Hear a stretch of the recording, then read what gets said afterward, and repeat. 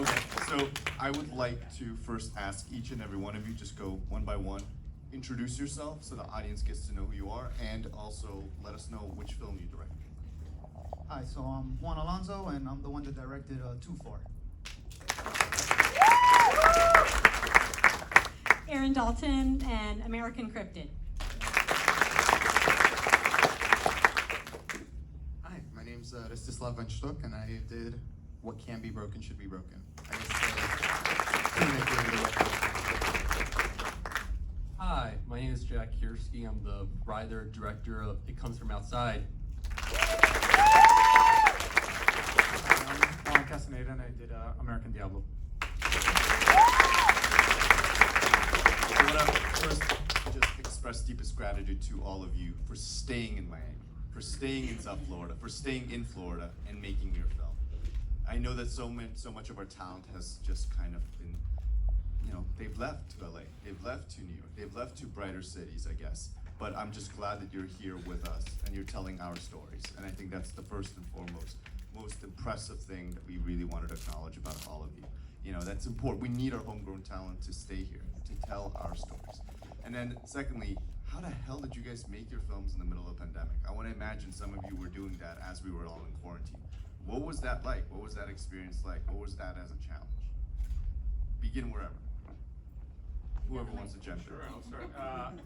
So the film got shot in two parts. The first part was when they're outside and the guy's praying and all that stuff, and we actually did that in June 2020. And the whole thing was like we were quarantining, kind of bubble friendships. So it was like amongst those friends, it was a crew of 3, and we went outside far away from any kind of civilization and shot that. And then the other part, we shot it in February, and it was a mess because every 2 seconds you have to stop, and we were wearing masks all the time, and then to shoot, take them off for the shot, and then put them on again. So but it was worth it, and kind of gave it something interesting, definitely true. Well, we loved your short. I mean, right? It was pretty amazing.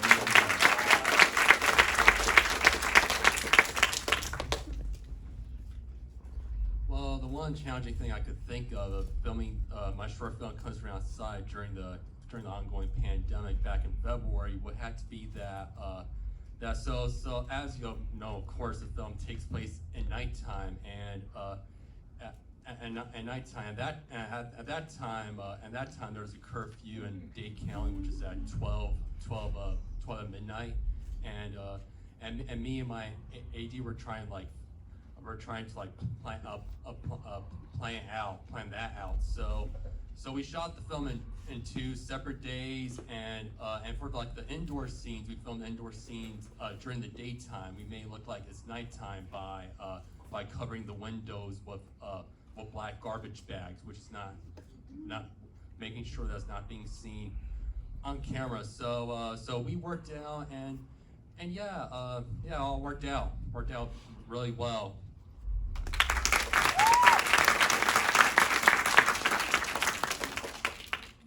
So Steve, I'm gonna call you Steve. Steve, how many rules did you break in the making of your film? Because I'm looking at it and I'm thinking there must have been so many fire codes that were broken, and yet you're still here with us. It's impressive. Ours wasn't during quarantine. We did this, I want to say, it's August now, 2 months ago we shot this in literally 3 weeks, 1 day at a time, because everyone has a job and a life. And we're shooting for like 15-hour days. Only 2 days of footage made it into the cut. I had to cut like an entire day because nobody knew their lines. And I didn't have actors. I just pulled the people closest to me and I said, this is what we're gonna do, and you're gonna do it this way. And there were multiple situations where my actors were so frustrated with me. Like I threw a chair at one point. I just wasn't having it. Like my nickname on set, and I denounced Harvey Weinstein, but my nickname on set was Slavy Weinstein because they were so mad at how I was treating them. Very public over here, okay. I mean, I'm assuming that we have some actors that are here representing. My lead's right there. I mean, he wasn't that bad. He wasn't that bad. He had 2 lines. Okay, I hope he's not bad. Well, again, it was impressive that you were able to pull that together. Impressive. And Erin, what was your experience like? So as you know, I have a theater company, so we do a lot of live shows in town, and we've been shut down because of COVID. So last September, it just was like, let's just gather the group and let's make a movie because we all missed each other so much. So luckily, we had a tech crew that, we'd worked with a feature that we had done previously, and we just went out into the middle of nowhere and everybody wore masks. We stayed as distant as we could. In our movie, we had just kind of singular monologues that we kind of moved through, and we had people surrounding them, but everybody else was in a mask, except for the one actor who was speaking. And we just did our best. It was terrifying at the time, we're just like, oh my God, we hope none of us get it. But it was fun, and we just felt like we needed to do something. Right. I want to add that it's kind of unusual for a filmmaker to go from a feature back to a short. Yeah. So what did you learn from the complexities and the challenges that you went through in the production of a feature film to then making this short, mild, mind you, in the midst of a pandemic? Was there some takeaways that you learned and they made the experience of directing the short much smoother? Oh my God, I had no stress at all. It was great. It was one night of shooting versus, like 20 days of shooting for a Gravedigger. For filmmakers in the audience who are about to make their own next film, what advice would you give them? Don't do it in a pandemic, because, And I mean, if you could stay in Florida and just use local talent, there's a lot of amazing local talent down here, both from the acting side, talent side, and also, tech side. Just gotta look for them, but they're down here. And your film, Too Far, this was made while you were in school still, right? This is a production in school. What is that experience like? How much support does the school, making a film while in college, what is that experience like? How much support does the campus, the school actually give you? So the school actually gives you a lot of good support. They actually treat it like if you're, pitching it to a studio. So it's not like every single student makes a film. They chose only 7. I was very lucky enough, very fortunate for my film to get picked. One of how many? 7 Out of how of many? a class of like 32. Wow. So Kudos. Yeah, Congrats. thank you. And they bring in professionals to judge your pitch and the whole process. And they really liked the concept video that I made for this. And it was the only horror film that got chosen to be made in that class. And they kind of still didn't see how the idea was going to turn out, and I guess that kind of worked on my favor. But yeah, I mean, I was lucky not to shoot it through the pandemic, so I don't know what they went through, but I'm pretty sure it was hell. But I had more of the whole submitting it to film festivals that kind of made it a lot more complicated, because with the whole pandemic, I wasn't sure if my film was going to get screened, if I was going to be able to have it in a public place like this, because this is the way we want to see our films.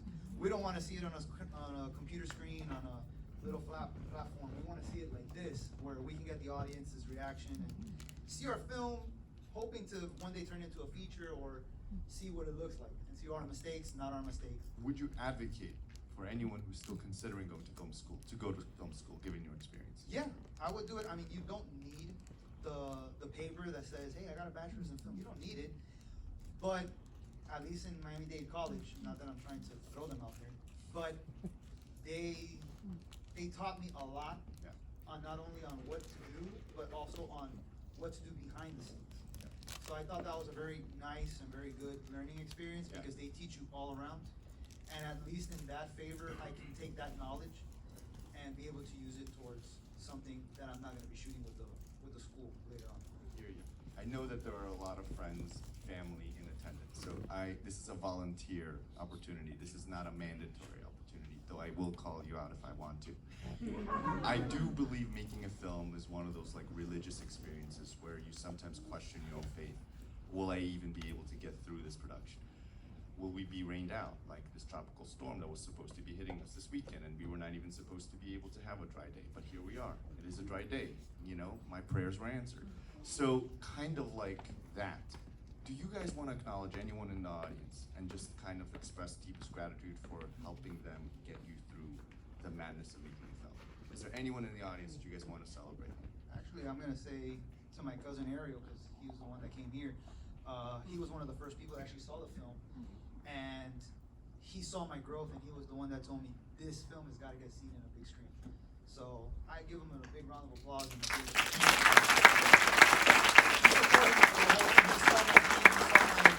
my passion. He's like, dude, this has got to get seen, because this is too good. It's too good for it not to be seen in a big screen. So that's why he's here. there's no way I can pick just one. I mean, Joe Zettelmeyer, who wrote the script in like a flash, as quick as he could. Fernando Barron, who can't be here because pandemic, and he helped shoot it and did the editing. Dean Rabina, who did the sound design and was amazing with it. And then of course all the actors who came out in the middle of a pandemic and crew. I mean, my God, everybody came out in the middle of a pandemic. So how can I not And thank the film was everybody? dedicated to a friend. And yes, the first actor that came on, the guy who looked like a pilgrim, passed just a few weeks ago. So very unexpectedly. So to David. To David. For me, just the actors. Also, my dear friend Juan Horta, who couldn't be here, he's out of town, but the entire crew for my movie was me and Juan, and that's it. A mic stand and a camera and me and Juan. But I do want to Dogma 95 rule right there. Yes. I do want to thank my actors, though. I see Anas here, who is the girl in the trunk. We got her at the last minute. Everything that could go wrong with my production went wrong with my production. Like, As it there were should. days we couldn't shoot where we needed to shoot. We couldn't get this actor. We couldn't get that. We couldn't do this. So literally the day before we had to shoot her scenes, the other two guys, Andre and Igor, found Anna, and she was super cool. She showed up. She did everything.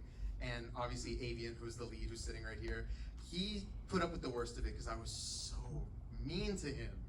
I mean, like, man, he's the MVP. Steve. He came out of this movie as the MVP because he put up with all my shit. So thank you guys so much. A round of applause for that.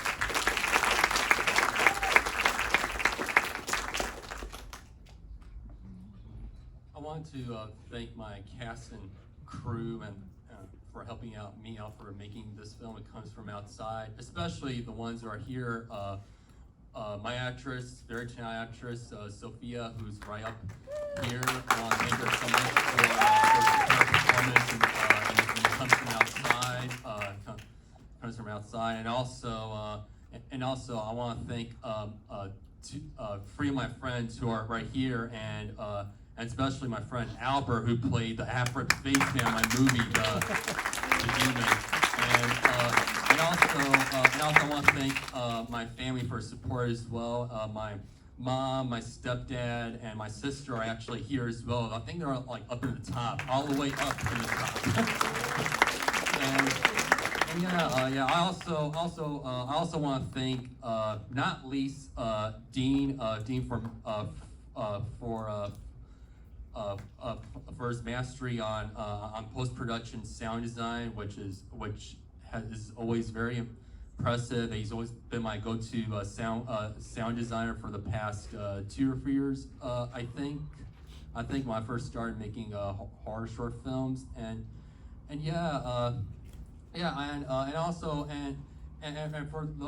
for some of those who are not here, I also want to thank my cinematographer, who's not here unfortunately, Art, who really helped out with bring my vision to life. Like, he made my film look great. If it wasn't for him, probably my film wouldn't look great. Yeah, and I also want to thank Alejandro Sofia for excellent makeup work for the half-ripped face band, Man, she did excellent. Well,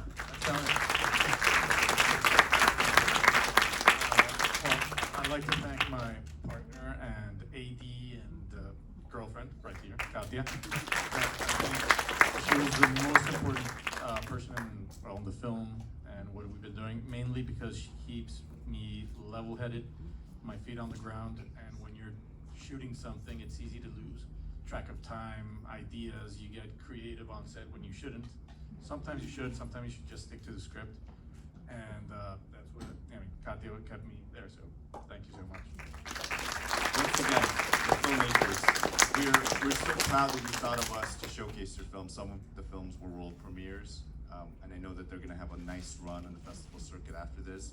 But if you're a Florida filmmaker, if you're from Florida, if you're living in Florida, if you wanna make a film in Florida, and it has scary monsters or things that make you go, spooky in the night, think of us. We want to celebrate your work. That's what Popcorn Frights is all about. We're a community-driven event, and we want to showcase your films on the big screen. So we hope that we can continue truly continue celebrating homegrown talent, because this year was really tough. I'm gonna just really gush to you guys how tough it was to find horror films, genre films from Florida and make this block possible. So that's why we're so grateful to the filmmakers, because you make us possible. And we're grateful to you and Mark. So now's the fun part. If you were a crew member, a star, in some way, shape, or form, make particular one of these films possible, please come on down. We want to take photos of you. We want to celebrate you as well. So come on down.